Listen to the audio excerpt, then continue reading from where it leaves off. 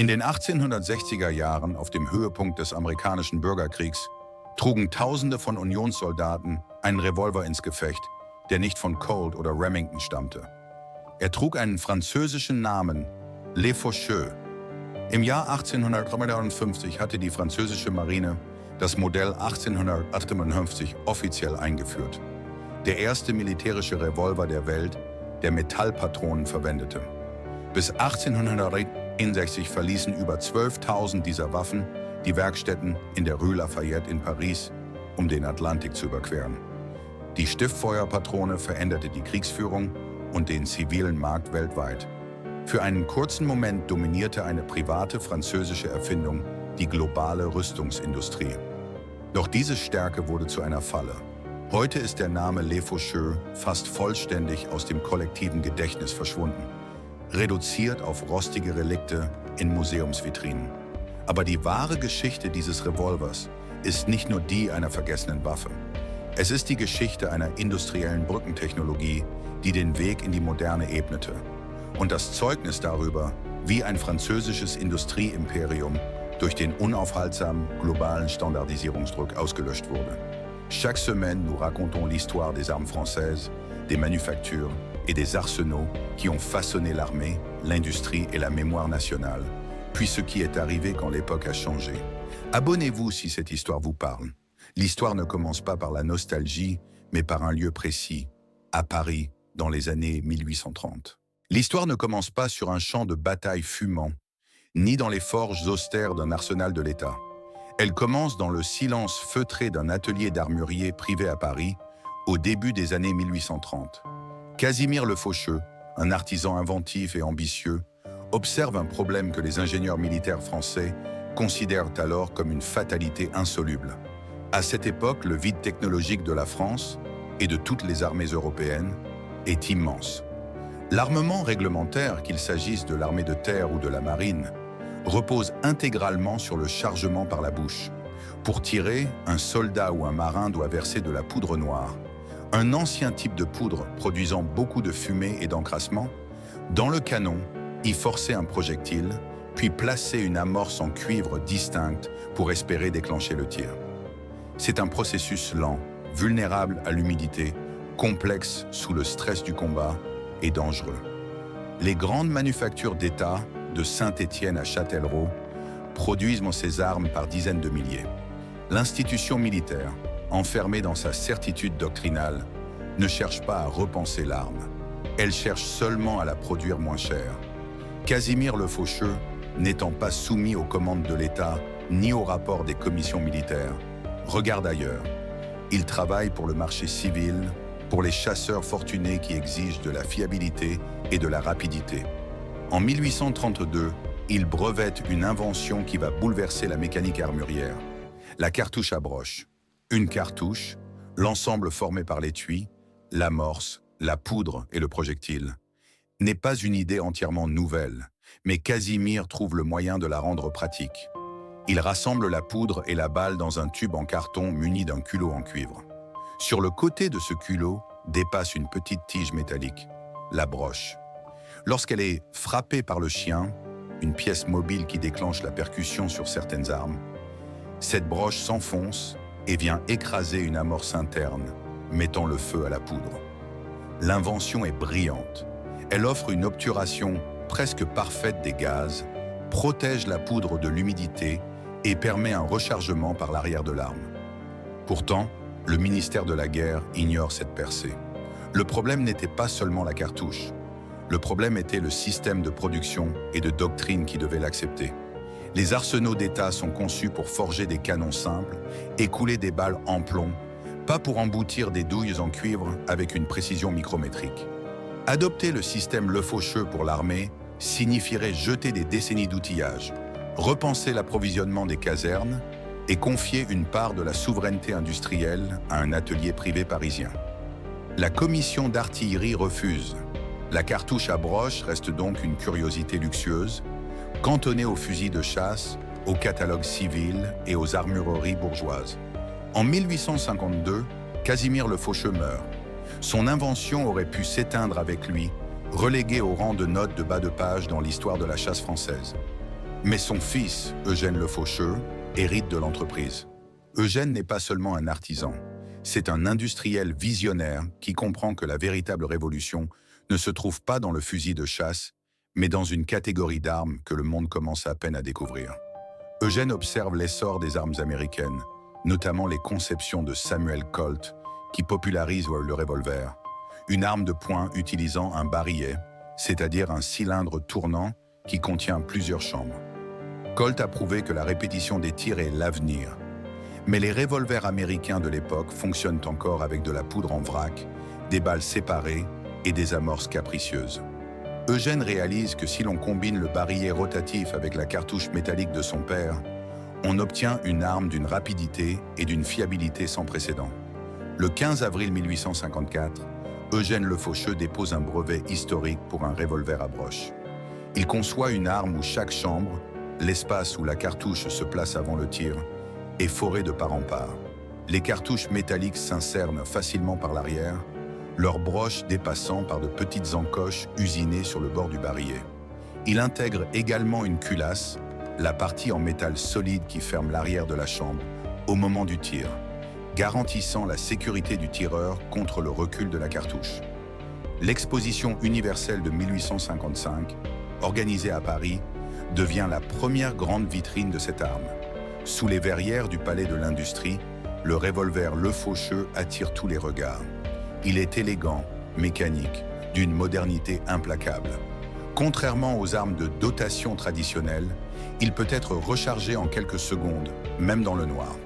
Les officiers étrangers, les journalistes et les curieux se pressent autour du stand. Mais encore une fois, l'armée de terre française hésite. La doctrine militaire est une force lente, méfiante face aux ruptures brutales. Les rapports des commissions soulèvent des craintes. Les broches en cuivre qui dépassent du barillet sont jugées trop fragiles. Que se passera-t-il si un soldat de cavalerie fait tomber son arme? Que se passera-t-il si les cartouches sont bousculées dans une cartouchière au galop? L'institution préfère le confort de ce qu'elle connaît. Le revolver Le Faucheux est jugé trop délicat, trop cher à approvisionner, trop éloigné de la standardisation des grands arsenaux nationaux. Face à cette résistance, Eugène ne recule pas. Il sait que son système fonctionne. Dans ses ateliers de la rue Lafayette, il commence à rationaliser la production. Il achète de nouvelles machines-outils, standardise ses pièces et prépare son usine non plus pour des commandes artisanales, mais pour une production de masse. Il bâtit un empire industriel en attente d'une étincelle. Si l'armée de terre, embourbée dans ses dogmes terrestres, refuse de voir l'avenir, Eugène trouvera un autre acheteur. L'arme avait trouvé sa forme définitive. La manufacture avait trouvé son chef, mais l'époque attendait encore son conflit. Et ce n'est pas dans la boue des tranchées continentales que le système Le Faucheux allait prouver sa valeur, mais face à l'humidité destructrice des océans, lorsqu'un autre ministère, beaucoup plus pragmatique, décida d'ignorer les doutes de l'armée de terre. L'armée de terre française avait jugé le système Le Faucheux trop fragile pour les rigueurs de la cavalerie et de l'infanterie. Mais la doctrine n'est jamais monolithique. Pendant que les officiers terrestres s'accrochaient à la sécurité de la poudre noire et du chargement par la bouche, une autre institution scrutait l'innovation avec une urgence bien différente. Le ministère de la Marine, confronté à un environnement où la nature elle-même était l'ennemi de l'armement, cherchait une solution radicale. Dans les années 1850, le combat naval et les opérations d'abordage posèrent des problèmes techniques insolubles pour les armes de poing traditionnelles. Sur le pont d'un navire de guerre, balayé par les embruns, ou dans la moiteur salée des arsenaux maritimes de Toulon ou de Brest, la poudre noire en vrac absorbait l'humidité avec une rapidité fatale. Un pistolet à chargement par la bouche, dont la charge était exposée aux éléments, devenait souvent inutile au moment précis où le marin en avait besoin.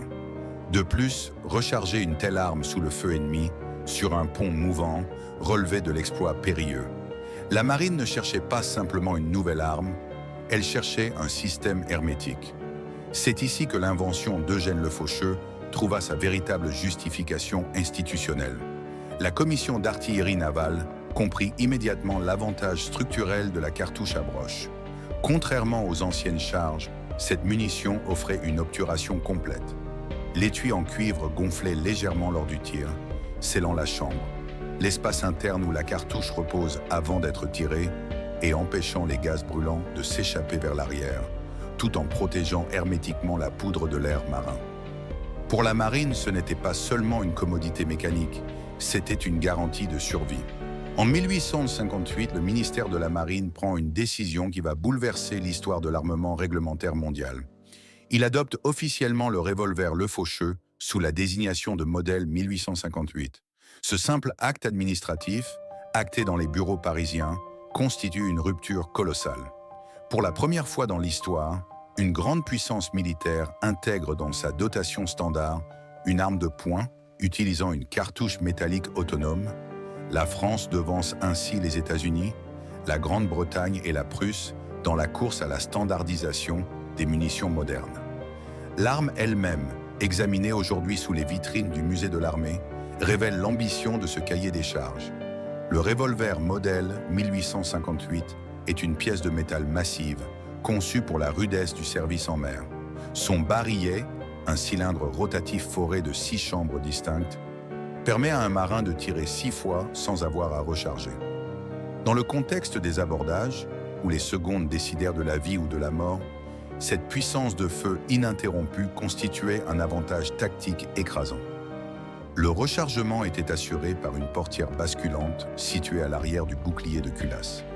La culasse, la paroi fixe qui ferme l'arrière du mécanisme et encaisse la pression du tir, avait été renforcée par Eugène Le Faucheux pour rassurer les inspecteurs militaires.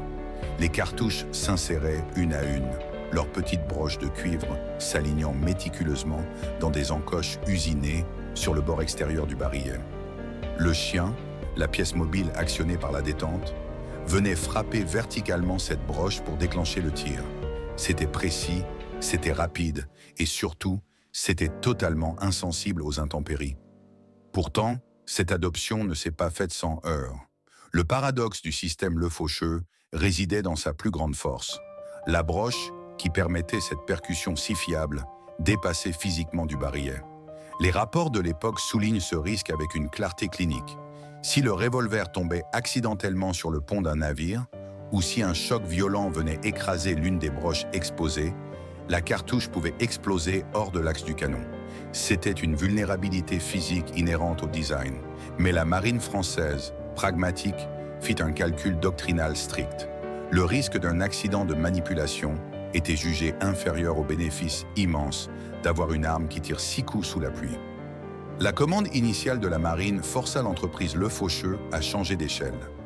L'atelier privé se transforma en un véritable empire industriel. Eugène Le Faucheux, conscient que les grandes manufactures d'État comme Châtellerault ou Saint-Étienne étaient encore occupées à forger des dizaines de milliers de fusils à chargement par la bouche, sut imposer ses conditions. L'État français, incapable de produire rapidement cette technologie nouvelle dans ses propres arsenaux, dut se tourner vers le secteur privé. L'usine de la rue Lafayette à Paris s'agrandit, se modernisa, intégrant des machines-outils capables de garantir l'interchangeabilité des pièces exigées par les contrôleurs militaires. Le poinçon de la marine française, frappé sur l'acier du modèle 1850, n'était pas seulement une marque de propriété, c'était un certificat de modernité. La cartouche à broche venait de prouver qu'elle pouvait satisfaire aux exigences d'une armée impériale. Les officiers de marine commencèrent à parader avec cette arme, et très vite, la réputation de fiabilité du revolver parisien franchit les frontières. Le marché civil, rassuré par cette adoption militaire officielle, s'empara du système. Mais la capacité de production de l'usine parisienne allait bientôt être mise à l'épreuve par une force bien plus vaste que les besoins de la flotte française. Le ministère de la Marine avait donné au système Le Faucheux sa légitimité réglementaire. Mais ce n'était qu'un début. L'industrie armurière française allait bientôt découvrir que la plus grande demande pour cette arme ne viendrait pas des océans, mais des champs de bataille d'un continent lointain, déchiré par la guerre civile. L'adoption par le ministère de la Marine en 1858 n'était qu'une première onde de choc. Au début des années 1860, l'invention de Casimir Le Faucheux, perfectionnée par son fils Eugène, s'apprête à déborder les frontières de l'Empire français. La manufacture de la rue Lafayette au cœur de Paris tourne à plein régime. Les forges crachent, les machines-outils usinent de les barillets et les carcasses avec une cadence qui ne laisse plus de place à l'artisanat d'autrefois. Le revolver à broche est devenu une industrie lourde. Mais le véritable test de ce système ne se déroule pas dans les arsenaux maritimes français de Brest ou de Toulon. Il se déroule de l'autre côté de l'Atlantique. En avril 1861, la guerre de sécession déchire les États-Unis. L'armée de l'Union, numériquement vaste mais industriellement prise de court au début du conflit, a un besoin désespéré d'armes à feu modernes. Les manufactures américaines, comme Colt ou Remington, ne peuvent pas répondre immédiatement à la demande titanesque du gouvernement fédéral. Le département de la guerre de l'Union envoie alors des agents d'achat en Europe avec une mission simple: acheter tout ce qui peut tirer de manière fiable. Ces agents découvrent le modèle 1854 et le modèle 1858 français. Face aux revolvers américains, qui exigent encore de verser de la poudre noire en vrac, d'insérer une balle en plomb et de placer une amorce en cuivre pour chaque chambre, un processus suicidaire sous le feu de la cavalerie ennemie, le revolver français apparaît comme un miracle tactique. La cartouche à broche, scellée, étanche, prête à l'emploi, offre une rapidité de rechargement inégalée. Les registres de l'époque attestent de l'ampleur du phénomène. Près de 12 000 revolvers Le Faucheux sont officiellement acquis par les forces de l'Union. Des unités entières de cavalerie fédérale s'équipent de ces armes parisiennes. Sur les champs de bataille de Virginie ou du Missouri, au milieu de la boue et du sang, l'industrie armurière française dicte une partie de la puissance de feu américaine. Le revolver Le Faucheux n'est plus seulement une curiosité technique. Il est testé sous la pression de guerre la plus impitoyable de son siècle. Dans une France qui voulait croire à sa souveraineté industrielle, ce modèle ne représentait pas seulement une arme de dotation navale. Il représentait la capacité d'un État à définir son besoin, à le confier à un atelier privé et à voir ce standard mécanique s'imposer sur les champs de bataille d'un continent lointain. Ce succès américain déclenche une réaction en chaîne. L'arme d'Eugène Le Faucheux devient un symbole de modernité militaire incontournable. Les commandes affluent, les officiers espagnols, cherchant une arme de service fiable pour leur campagne, l'adoptent. L'armée italienne, en pleine phase d'unification, commande des milliers d'exemplaires pour équiper les carabiniers et certaines unités d'infanterie. La Suède s'y intéresse pour sa cavalerie, tout comme les officiers de l'armée impériale russe, toujours à l'affût des standards occidentaux. En quelques années, le revolver à broche devient le langage universel de l'arme de poing militaire européenne. Mais la manufacture de la rue Lafayette, malgré ses agrandissements et la modernisation de son outillage, atteint ses limites physiques. La rue parisienne ne peut pas contenir l'appétit du monde. Le ministère de la Marine exige toujours ses livraisons. Les agents américains réclament leurs caisses et l'Europe entière envoie des bons de commande. Eugène Le Faucheux se retrouve face à un paradoxe industriel redoutable. Posséder le monopole d'une technologie supérieure, mais manquer de la capacité de production nécessaire pour satisfaire la demande globale. Pour ne pas perdre ses marchés lucratifs, Le Faucheux prend une décision qui va transformer la nature même de son empire. Il doit décentraliser. Il ne peut plus compter uniquement sur les ouvriers parisiens ou sur les commandes sous-traitées aux anciennes manufactures d'État françaises, elles-mêmes occupées par la transition de leurs propres équipements. L'entreprise parisienne allait devoir trouver une extension hors de France, dans une ville où la main-d'œuvre armurière était abondante, rapide et redoutablement efficace. La solution semblait parfaite pour soutenir l'expansion, mais cette ouverture allait introduire une force qui finirait par échapper à tout contrôle. Pour répondre à cette fin mondiale, Eugène Le Faucheux doit regarder au-delà des frontières de la France. À quelques centaines de kilomètres de Paris se trouve Liège, en Belgique. Au milieu du 19e siècle, Liège n'est pas seulement une ville, c'est la plus grande machine de production armurière d'Europe, un vaste réseau d'ateliers interconnectés, d'artisans spécialisés et de forges capables de copier, d'adapter et de produire n'importe quelle mécanique avec une rapidité foudroyante.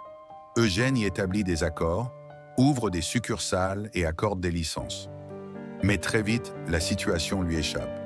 Le système à broche est d'une conception si brillante, mais si simple à reproduire pour un outillage de l'époque, que des centaines d'ateliers liégeois commencent à fabriquer des copies non autorisées. Le poinçon d'épreuve de Liège, une petite marque frappée sur le canon pour certifier la résistance de l'acier, commence à apparaître sur d'innombrables revolvers qui ressemblent trait pour trait au modèle 1854 parisien, mais qui n'ont jamais vu la rue Lafayette. C'est durant cette période, entre 1860 et 1865, que le système atteint son véritable apogée. On ne parle plus de milliers, mais de centaines de milliers, et bientôt de millions d'armes fabriquées à travers l'Europe, selon le principe de la cartouche à broche. Le nom Le Faucheux subit alors le sort réservé aux inventions qui bouleversent complètement leur époque. Il devient un nom commun. Sur les marchés militaires comme civils, on n'achète plus nécessairement un revolver fabriqué par la maison Le Faucheux. On achète un Le Faucheux. Dans les armureries de province, dans les premiers catalogues de vente par correspondance, dans les sacoches des voyageurs et les fondes des cavaliers, la cartouche à broche est devenue le standard incontesté. Elle est facile à transporter, fiable, et surtout, elle est disponible partout. Un réseau titanesque de fabricants de munitions s'est mis en place pour alimenter ces armes. L'écosystème industriel nécessaire pour estamper le cuivre, couler le plomb et assembler la fragile petite broche s'est mondialisé. Le paradoxe de ce sommet industriel est saisissant. Dans une France qui voyait ses propres arsenaux d'État, comme Châtellerault ou Saint-Étienne, peiner à rattraper le retard technologique et à standardiser une arme de poing moderne pour l'armée de terre, le succès mondial d'une arme privée parisienne prouvait la vitalité de l'ingénierie nationale. Il prouvait qu'un atelier français pouvait dicter une norme globale. Mais en laissant le système se répliquer à l'infini en Belgique, l'industrie française perdait le contrôle exclusif de son invention. Le Faucheux avait gagné la bataille de la technologie de transition. L'arme avait rempli son rôle de pont historique entre l'ère de la poudre noire en vrac et l'ère de la cartouche métallique moderne. Les commandes affluaient toujours et les machines parisiennes ne s'arrêtaient jamais. Pourtant, la doctrine militaire mondiale et la standardisation industrielle n'attendent jamais. Le système avait conquis le monde, l'usine tournait à plein régime, mais le détail mécanique précis qui avait fait son triomphe absolu, cette petite broche de métal dépassant du barillet, allait très bientôt provoquer sa chute. Le premier signe de rupture fut presque invisible. Il ne vint pas d'un conseil d'administration parisien, ni d'un grand rapport ministériel, mais des gestes quotidiens des hommes sur le terrain. Au milieu des années 1860, dans la moiteur d'un dépôt naval ou lors d'une inspection de cavalerie, un incident mécanique commença à se répéter avec une régularité troublante. Un cavalier rengainait brusquement son revolver dans son étui en cuir épais. Un marin laissait échapper son arme sur le pont en bois d'un navire. Soudain, une détonation retentissait. Une balle partait, non pas parce que la détente avait été délibérément pressée, mais à cause d'un simple choc physique. Le problème n'était pas l'arme elle-même, qui était solidement usinée. Le problème était le cœur même de son succès, la munition. La petite broche en cuivre, qui dépassait perpendiculairement du bord du barillet pour recevoir le coup du chien, constituait une vulnérabilité physique inhérente au système. Un choc accidentel direct sur cette fine tige métallique suffisait à écraser l'amorce interne et à déclencher la cartouche, même si l'arme n'était pas armée. Dans une force militaire moderne, une munition ne doit pas exiger de son utilisateur une prudence infinie. Le soldat ne devait pas redouter sa propre cartouchière au galop. L'invention d'Eugène Le Faucheux avait résolu l'humidité de la poudre noire, mais elle venait de créer un risque mécanique que l'institution ne pouvait plus tolérer. Cette force qui avait bâti l'empire industriel Le Faucheux devenait soudainement son plus grand piège. Pendant que l'armée française compilait ses rapports d'incidents, une autre force systémique se mettait en marche. La concurrence étrangère et l'évolution foudroyante de la standardisation mondiale. Aux États-Unis et en Grande-Bretagne, des ingénieurs comme Hiram Berdan et Edward Boxer développaient une solution radicalement différente. C'était l'aube de la cartouche à percussion centrale. Un système historique où l'amorce n'est plus activée par une tige extérieure vulnérable, mais se trouve logée de manière sûre, encastrée et affleurante au centre du culot plat de l'étui en laiton. Avec la percussion centrale, le percuteur, une pièce interne liée au mécanisme de l'arme, venait frapper directement le centre de la munition. La cartouche devenait un cylindre parfait, lisse, sans aucune aspérité dangereuse. Elle pouvait être jetée dans un sac, secouée dans une poche ou heurtée dans un étui, sans aucun risque d'explosion spontanée. De plus, ce nouveau culot plat permettait aux ingénieurs d'intégrer un bourrelet solide à la base de la douille, rendant l'extraction des étuis vides beaucoup plus facile, là où les minces cartouches à broche restaient parfois collées dans la chambre après le tir, bloquant l'arme au pire moment. Le pont technologique que le Faucheux avait construit était déjà en train d'être franchi par l'industrie mondiale. L'objet fonctionnait encore, mais le système mondial autour de lui changeait de direction. Le coup de grâce doctrinal, cependant, ne vint pas d'un bureau d'ingénieurs. Il fallut une crise nationale pour briser les habitudes de dotation. En 1870, la guerre franco-prussienne éclate. C'est un désastre militaire et logistique absolu pour la France. Sur le terrain, l'intendance s'effondre sous le poids de la diversité chaotique de son propre armement. Tenter d'approvisionner les troupes devient un cauchemar institutionnel. Certaines unités de réserve utilisent encore de vieux pistolets à poudre noire, en vrac. Les officiers de marine et certains cavaliers utilisent les cartouches à broche Le Faucheux, tandis que des armes achetées en urgence à l'étranger exigent des munitions à percussion centrale. L'armée française découvre, dans l'urgence de la défaite, que l'hétérogénéité des munitions est une condamnation à mort logistique. Après la capitulation, la chute du Second Empire et la naissance de la Troisième République, le ministère de la Guerre tire une conclusion brutale. L'État ne peut plus dépendre d'un système vulnérable ni d'une multitude de brevets privés disparates. Il doit imposer un standard unique, national et indestructible. Le gouvernement lance un vaste programme d'armement pour reconstruire sa doctrine. Il exige une arme de poing massive, rustique, dotée d'une mécanique fermée et tirant exclusivement une cartouche à percussion centrale sécurisée. Eugène Le Faucheux, comprenant que son empire est menacé, tente désespérément de s'adapter. Ses usines de la rue Lafayette produisent des prototypes modifiés, des armes converties à percussion centrale, cherchant à prouver que son outillage peut suivre la nouvelle époque. Mais la confiance de l'État s'est déplacée.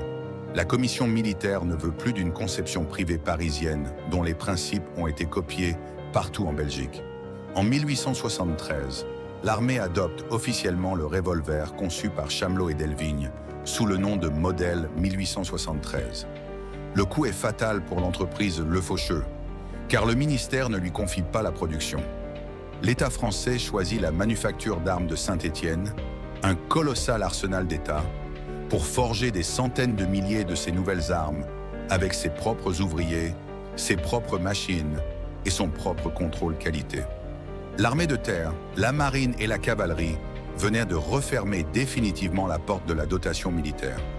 Pourtant, l'usine parisienne et le gigantesque réseau de sous-traitants liégeois ne s'arrêtèrent pas immédiatement de produire.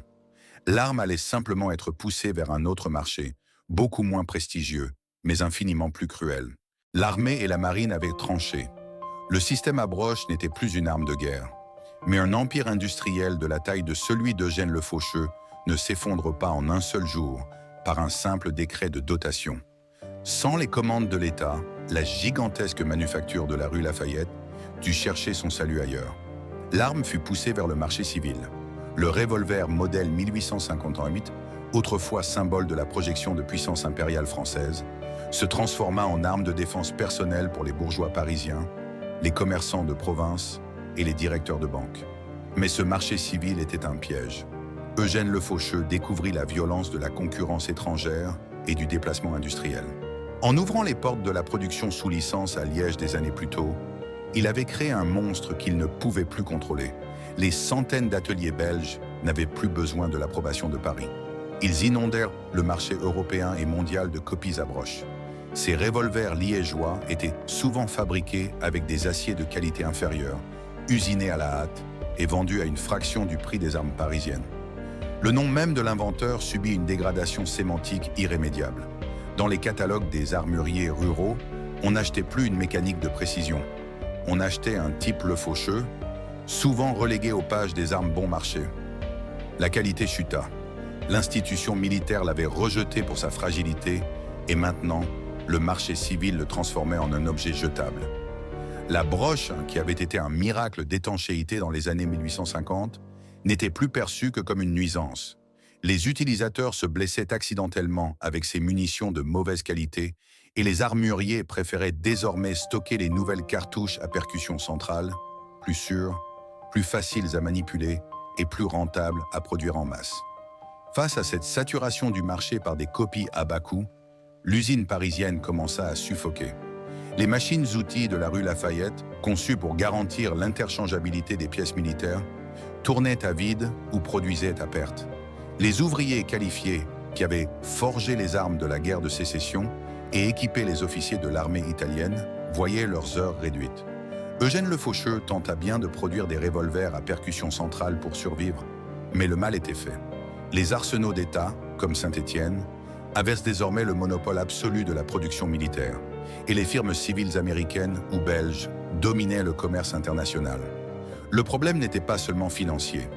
Le problème était que l'industrie de l'armement s'était standardisée autour d'un principe qui excluait totalement l'invention fondatrice de la famille Le Faucheux. La France ne perdait pas seulement un fournisseur, elle assistait à la fermeture d'un chapitre technologique entier. En 1881, épuisé par cette guerre commerciale perdue d'avance, Eugène Le Faucheux céda son entreprise. Les nouveaux propriétaires tentèrent de capitaliser sur la marque, mais l'époque avait définitivement changé. Dans les années 1890, l'apparition de la poudre sans fumée, une chimie moderne qui remplaçait l'ancienne poudre noire par un composé beaucoup plus puissant et ne laissant presque aucun résidu, acheva de rendre le système à broche complètement obsolète. Les armes conçues pour la poudre noire et les broches en cuivre ne pouvaient pas supporter les pressions balistiques de cette nouvelle ère. Le revolver Le Faucheux disparut même des catalogues civils de seconde zone. Les armuriers cessèrent de commander des pièces de rechange. Les boîtes de munitions à broche prirent la poussière sur les étagères arrière des quincailleries de province, vendues à bas prix à de vieux paysans qui refusaient d'acheter une arme moderne. L'usine de Paris ne pouvait plus justifier son existence. Les commandes civiles s'effondrèrent. La chaîne de montage fut démontée. Les ouvriers furent licenciés. L'outillage fut vendu. Le nom devint une archive. Le standard mondial avait balayé l'invention française. L'arme avait perdu sa guerre industrielle, mais elle n'allait pas disparaître de la terre pour autant. La mort du système Le Faucheux ne fut pas un événement spectaculaire, mais un lent effacement institutionnel. L'entreprise de la rue Lafayette, autrefois le centre nerveux d'une révolution armurière mondiale, avait perdu sa raison d'être. L'État français, traumatisé par le chaos logistique de la guerre de 1870, avait juré de ne plus jamais dépendre d'une technologie privée, incontrôlable ou d'une munition vulnérable. Le revolver modèle 1858 avait été une fulgurance, une réponse d'urgence à un monde maritime hostile, mais il n'était qu'un pont. Et une fois que l'industrie mondiale eut traversé ce pont grâce à la percussion centrale, elle le dynamita derrière elle. Aujourd'hui, l'héritage de la famille Le Faucheux n'existe plus dans la doctrine militaire ni dans les manuels de tir. Il a été transféré à une autre institution beaucoup plus silencieuse, celle de la préservation historique. Si l'on cherche la trace de cet empire disparu, ce n'est plus dans les arsenaux actifs qu'il faut se tourner, mais vers les archives du service historique de la défense à Châtellerault et les collections des grands musées nationaux. Dans ces cartons d'archives dorment encore les dessins techniques originaux, les correspondances anxieuses des officiers de marine des années 1850 et les rapports détaillant les accidents de cavalerie. Ces documents prouvent que le système n'a pas échoué par incompétence, mais parce qu'il a été la victime inévitable de la standardisation. L'arme elle-même survit massivement, mais sous une forme figée. Le système à broche est devenu l'une des pièces centrales de la culture des collectionneurs d'armes anciennes, tant en France qu'à l'international. Dans les bourses aux armes ou les salles de vente, les revolvers Le Faucheux originaux, fabriqués à Paris, côtoient les innombrables copies liégeoises. Mais cette communauté de préservation ne cherche pas à ressusciter l'arme pour le tir. Les cartouches à broche sont aujourd'hui des reliques dangereuses ou des curiosités inertes, impossibles à trouver dans le commerce moderne et complexes à reproduire. L'objet est collectionné précisément pour ce qu'il est, une impasse technologique magnifique, le témoignage physique d'un moment où la France a cru pouvoir imposer un standard mondial avec une simple tige de cuivre. Il y a pourtant une note de bas de page tragique, presque cruelle, dans la longue histoire civile de cette arme. Bien après que la marine française eut abandonné le modèle 1858, bien après que l'armée de l'Union eut rangé ses revolvers de la guerre de sécession, les copies bon marché inondaient encore les campagnes. En juillet 1890, dans un champ près d'Auvers-sur-Oise, le peintre Vincent van Gogh se tire une balle dans la poitrine. L'arme retrouvée bien plus tard sur les lieux, rouillée et figée par la terre, n'était pas un pistolet militaire prestigieux. C'était un revolver de type Le Faucheux de petit calibre, une arme de poche médiocre, fabriquée à bas coût. C'était là l'ultime dégradation du système. Une invention conçue pour donner à la France la suprématie navale avait fini sa course comme un outil de désespoir bon marché, abandonné dans la boue d'un champ de blé. Mais la véritable leçon historique du revolver Le Faucheux ne réside pas dans son obsolescence. Elle réside dans ce qu'il a forcé l'État français à comprendre. L'ascension et la chute de la rue Lafayette ont servi de traumatisme formateur pour les grandes manufactures d'État. Le ministère de la Guerre a compris que la souveraineté ne consistait pas seulement à acheter une bonne idée à un inventeur parisien. La véritable souveraineté, c'était de posséder ses propres machines, ses propres ingénieurs et ses propres normes de sécurité.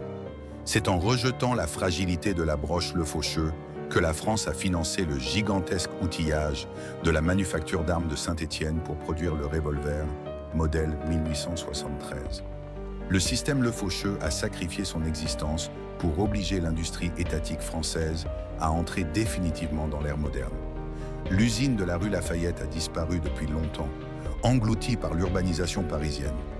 Il n'y a pas de plaque commémorative pour marquer l'endroit où des milliers d'armes ont été forgées pour sauver la flotte impériale ou armer la cavalerie américaine. La géographie industrielle a été effacée, l'outillage a été dispersé, les ouvriers sont morts et la doctrine militaire a connu 3 guerres mondiales ou coloniales depuis. Ce qui reste, c'est l'objet lui-même, silencieux, dépouillé de sa poudre noire et de son danger. Derrière une vitrine du musée de l'armée, sous une lumière froide, un revolver modèle 1858 repose sur un support de velours. Le poinçon de la marine française est encore profondément gravé dans l'acier de son canon. Et sur le côté de son lourd barillet noir, une fine tige de cuivre dépasse toujours dans le vide, comme la promesse figée d'une époque qui s'est arrêtée de tourner. On se retrouve dans la prochaine vidéo.